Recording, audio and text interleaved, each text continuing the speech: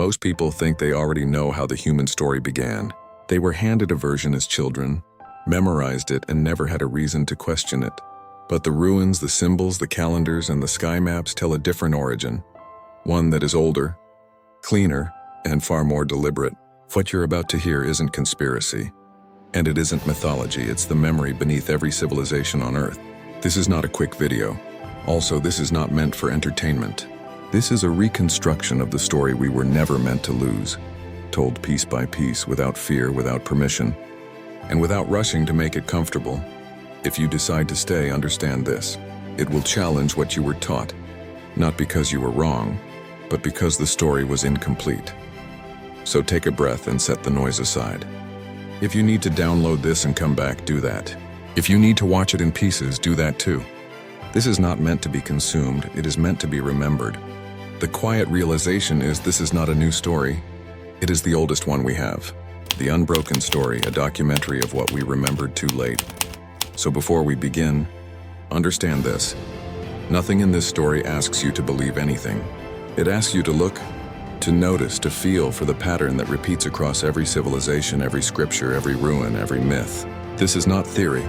It is a memory resurfacing after a very long sleep. Take one breath and let the noise fall away.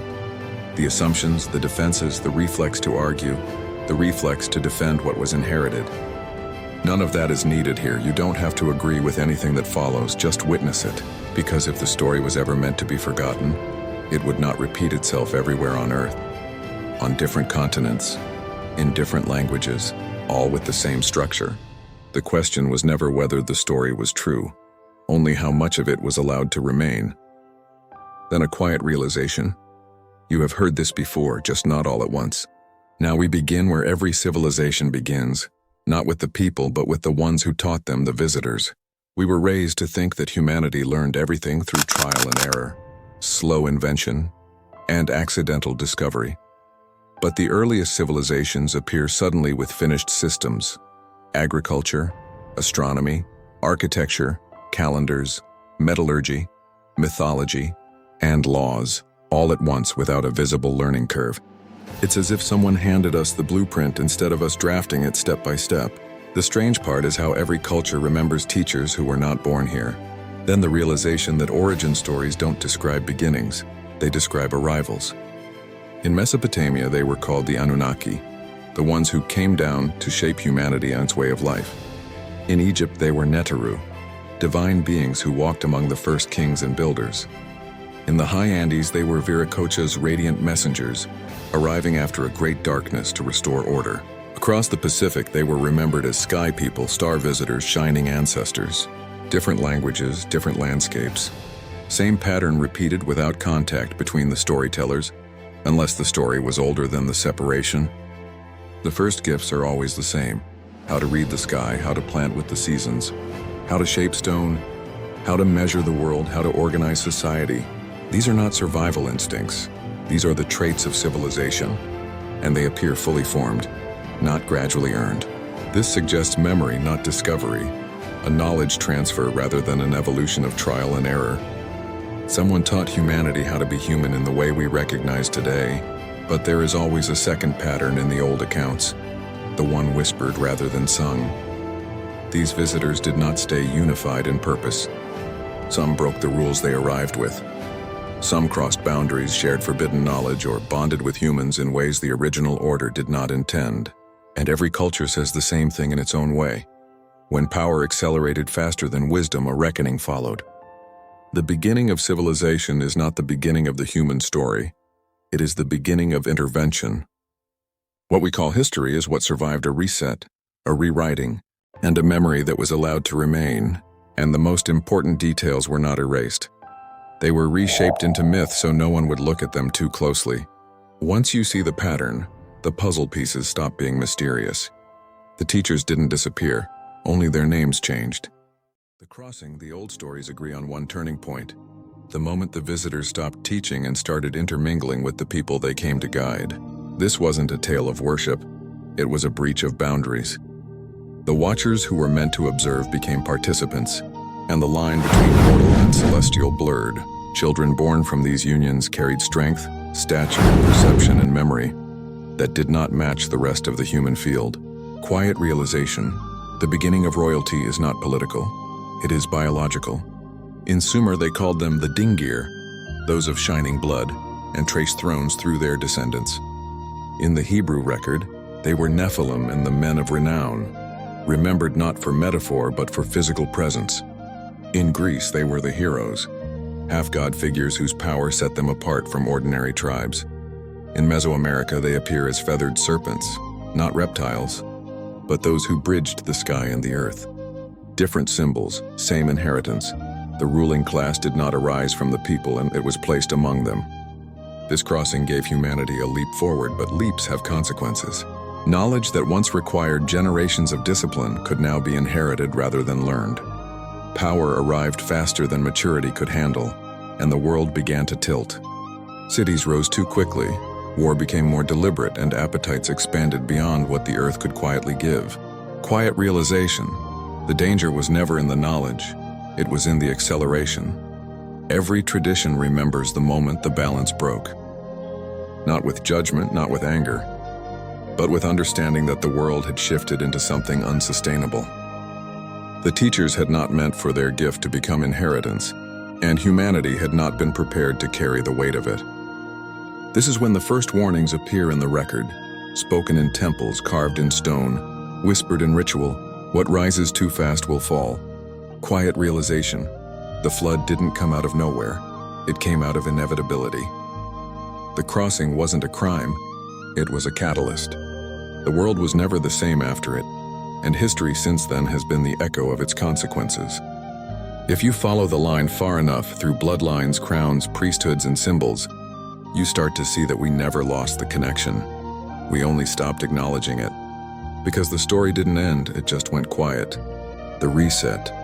The flood was not remembered as weather, but as intervention. Not a storm or accident, not the earth simply shifting its weight. It was described as a reset. A deliberate thinning of a world that had grown swollen with imbalance. The records say the sky opened and the boundaries broke, but the deeper reading says something older stepped in to correct what had accelerated too fast. That is why the world didn't end. It was recalibrated. Every culture describes survivors on high ground, mountaintops, plateaus, fortified stone places above the reach of the water. They carried fragments of memory, not whole systems, because entire libraries of knowledge were washed clean. What remained survived in metaphor, song, carving, ritual, and story, half remembered, half protected. Civilization afterward didn't rise from ignorance. It rose from fragments trying to remember their original form. When you think about what we call progress has been a long act of reconstruction, the ones who remembered the sky mathematics, the stone harmonics, and the seasonal cycles became the new priesthoods. They were not inventing, they were rebuilding from memory. And because memory is fragile, they guarded it behind oaths, initiation rites, and bloodlines. The knowledge that was once shared freely became something only the chosen could hold. Secret societies and secrecy began not as control, but as preservation. But preservation becomes power when others forget. The priest became interpreter, the interpreter became ruler, and the ruler became the voice of the divine. What was once a relationship between humanity and the cosmos became a hierarchy of access. People no longer remembered the visitors, only the priests who claimed to speak for them. From an outside observation view, history did not disappear. It was centralized. The reset didn't erase the story, it scattered it, encoded it, layered it into myth so only those who looked without fear would see the pattern. And once you recognize that pattern, you understand why every origin point sounds like a remembrance rather than a beginning. Survival didn't just keep humanity alive, it kept the signature of what came before. Now you realize the flood didn't wipe the slate clean. It made sure the next version would question what came before it. The gatekeepers, after the waters receded, knowledge did not return to the many. It concentrated into the hands of the few. The survivors who remembered the star maps, the stone harmonics, the cyclical calendar of the earth and sky, began to protect what remained. At first, this was an act of stewardship.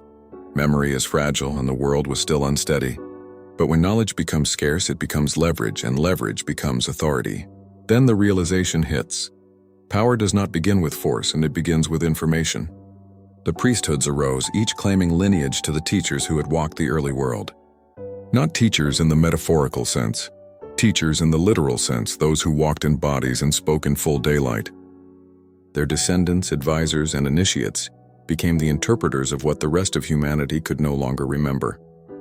Ritual replaced access, and slowly every question about the cosmos began with permission. When you realized that history did not hide itself, it was gated off. Kings were crowned not by the will of people, but by the blessing of those who held the memory keys. Divine right was not just a political idea, it was a bloodline justification tracing back to the crossing. Those who carried even a whisper of that ancestry ruled, and those who copied the structure enforced it. The pyramid is not just a building, it is a hierarchy of remembered authority. The control did not come from swords, and it came from story. Texts were rewritten, translated, debated, omitted, burned, and sealed over time. Not always out of deception, sometimes out of fear that the world could repeat what came before. But fear and control speak the same language when spoken long enough. The dangerous knowledge, the knowledge of where we came from, who we came with, and what we once knew, was labeled forbidden, heretical, and apocryphal. Now you realize banned books are often just unedited history. Over time, religion became the vault that stored the fragments of the old world, not as open archives, but as curated narratives shaped to fit a stable society. The story did not become less true. It became less accessible. The mystery was never about belief. It was about what was allowed to be remembered. These gatekeepers don't guard faith, they guard memory. The edit, once knowledge became centralized, the story itself began to shift, not erased, just reshaped. Myths were trimmed into parables, bloodlines were spiritualized into metaphor, and beings once described as present became recast as symbols. The past didn't disappear. It was softened so it could be repeated without being questioned, because the most effective way to hide truth is to present it as allegory. The old text did not agree on every detail, but they agreed on structure, a descent, a crossing, a reset, and a rebuilding. When that structure survived across continents, the editors faced a choice: deny the similarity or explain it. Instead, they rewrote the beginning to make humanity appear born small, helpless, and in need of guidance. This made the gatekeepers necessary, not just historically but spiritually. Realize the edit was not about belief, it was about dependence. Entire books were set aside as not suitable for common reading, cited but not taught, preserved but not shared. Some were labeled heresy, not because they were false, but because they connected the dots too clearly. The Gnostics said the divine spark was internal, reachable without priest or temple, and that threatened the architecture of control. So the teachings of direct knowing were silenced in favor of teachings of obedience. The difference between enlightenment and heresy is often who benefits from the teaching. Edits leave fingerprints, and when different civilizations, separated by oceans and centuries, tell the same origin with different names, the continuity reveals the underlying record. The flood myth is not isolated folklore, it is a synchronized memory. The shining visitors are not isolated fantasy, they are a shared beginning. The truth doesn't hide. It echoes through time. So the question is no longer what happened. The world remembers that well enough. The question is why the story was trimmed into something smaller, and who gained from a version where humanity begins in weakness rather than inheritance. Because once you know that the edit was intentional, the original story starts to come back on its own. Remembering is not rebellion when it is restoration. The divide when the story was edited, the division didn't begin with belief, it began with access. One path said the divine was external, reachable only through temple, priest, ritual, and permission. The other said the divine was internal, reachable through memory, reflection, discipline, and direct experience. One path required obedience, the other required awakening. The divide was never between religions, and it was between dependence and sovereignty. The external path grew into institution who built cities, councils, doctrines, hierarchies, and rules that could be taught, repeated, and enforced. This path offered comfort, certainty, order, community, and a world where someone else carried the responsibility of understanding. You see, though, comfort always comes with a cost, the cost of self-trust. When someone else interprets the divine for you, they also decide what you are allowed to become. The internal path survived in whispers, and it showed up in Gnostic teachings, mystery schools, desert sages, hidden monasteries, and lone seekers who refused to forget. This path did not promise safety. only truth, which can feel like a door no one else can walk you through. It taught that the spark inside the human being is not symbolic, it is literal. It teaches that enlightenment was never the reward, it was the inheritance. Institutions called this dangerous not because it was false, but because it made the gatekeepers unnecessary. If every human could access the source directly, there would be no need for priests, no need for intermediaries, no need for sanctioned versions of the story. Control does not survive when people remember they were never separate from the divine in the first place. It is the most radical act a person can commit is to remember themselves. So the divide grew. Not in scripture, but in practice and faith became something you receive from the outside, instead of something you recognize inside. Religion became identity, tribe, flag, and inheritance, a thing defended rather than examined. The more fiercely people defended it, the further they drifted from the experience it was meant to point toward. Quiet realization. Most people done to worship God. They worship the story they were told about God. But the memory doesn't die. It waits in the bones, in dreams, in moments of quiet when the world stops speaking long enough for a deeper voice to rise. It returns in the moments when a person says, "I feel like I'm remembering something I never learned." The divide can close in a single breath, the moment a human recognizes the source was never outside of them. Realize that the return is not an event, it is a remembering of self.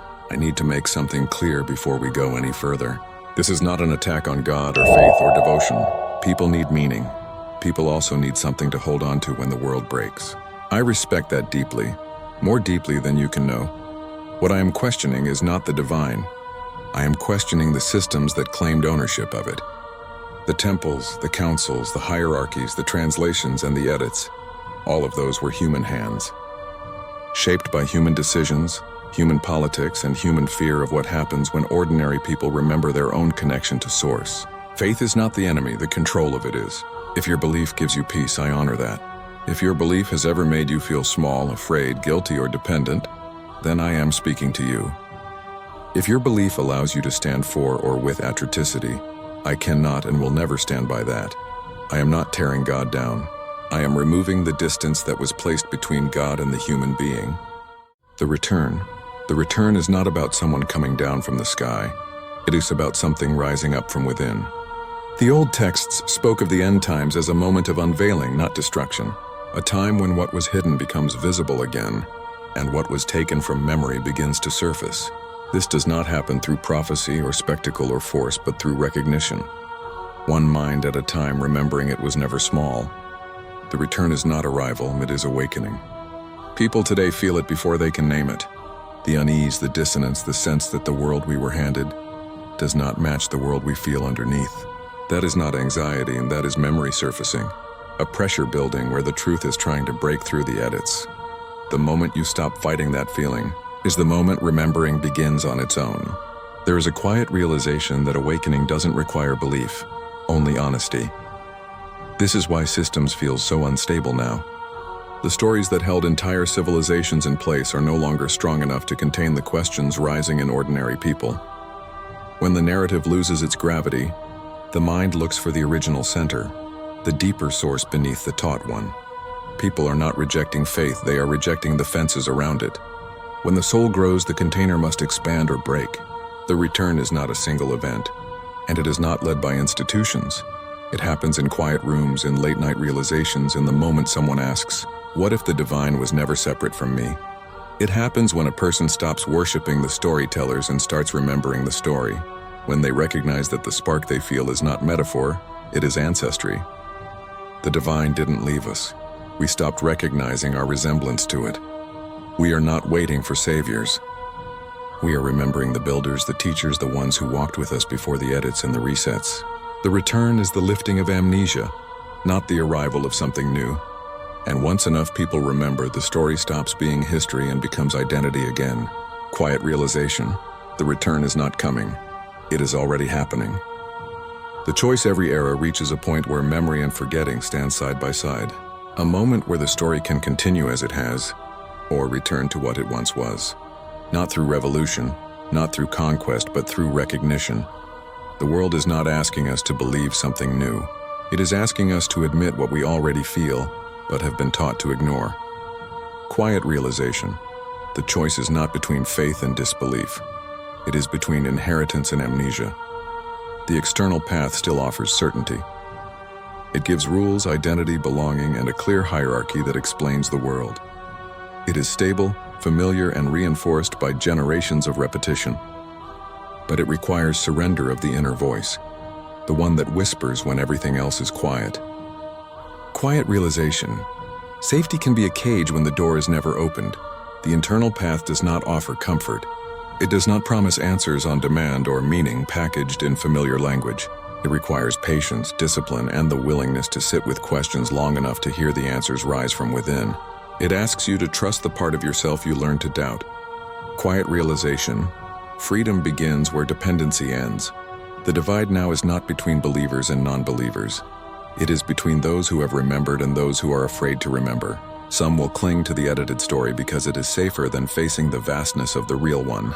Others will step into that vastness even though it feels like stepping off the edge of everything they have known. Quiet realization. Awakening feels like loss right before it feels like return. No one can make the choice for another. Not parent, not teacher, not institution, not friend. Because the moment of remembering is not intellectual. It is personal, private, undeniable. It happens in the chest, in the breath, in the quiet, in the recognition that the source never left. It was only hidden behind the noise. Quiet realization. The divine never needed to be found, only uncovered. This is the threshold. Not a moment in history, but a moment in identity. A question spoken without words. Will you continue the story that was edited for you? Or will you return to the one your bones have always known? The world will not end if you choose to remember, but the world you were given will. Quiet realization. The choice is not about belief, it is about who you allow yourself to be. The closing disclaimer. This project was not created to attack anyone's belief. It was not written to convert, challenge, or undermine. It was created because there comes a point in every era where memory rises back to the surface, and the questions we were taught not to ask begin asking themselves. I am not claiming authority, secret knowledge, or chosen insight. I am simply tracing a story that humanity has been carrying in pieces, scattered across cultures, languages, and ages. I have not and am not adding to the story. I am reconnecting the parts we already had. For many people, faith is the structure that held them together during the worst seasons of life, and I honor that. I would never take that from anyone. There is beauty in devotion, in tradition, and in the comfort of a familiar path. But there is also beauty in curiosity, in following a thread because something in your chest recognizes it before your mind does. Remembering does not erase faith, it deepens it further.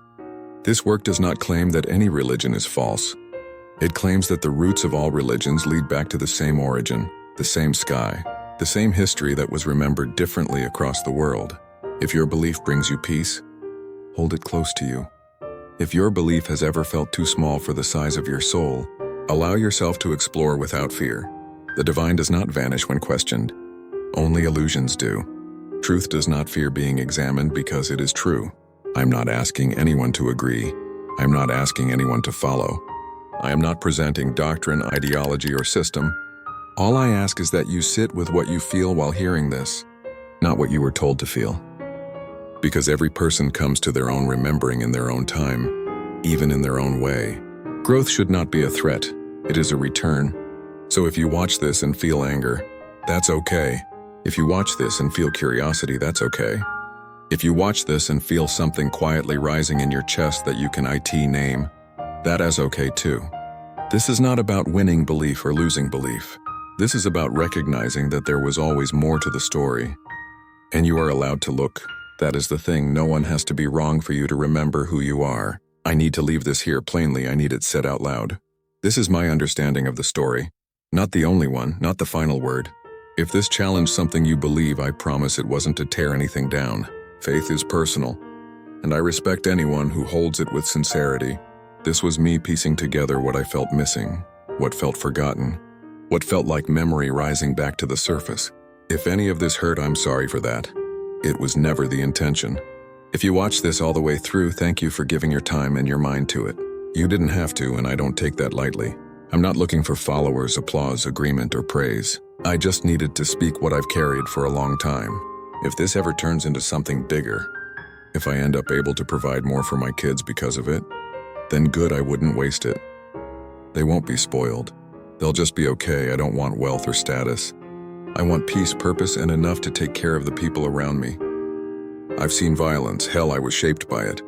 And for a long time, I didn't know how to be anything except the result of what was done to me. But I'm trying to grow past that these days. I love deeply, sometimes too deeply, even when it costs me. I don't know how to watch someone suffer and look away. So take this how you will. You can hold it, question it, throw it out. That part is yours, not mine. Question everything, including this. The Filthy Lumex.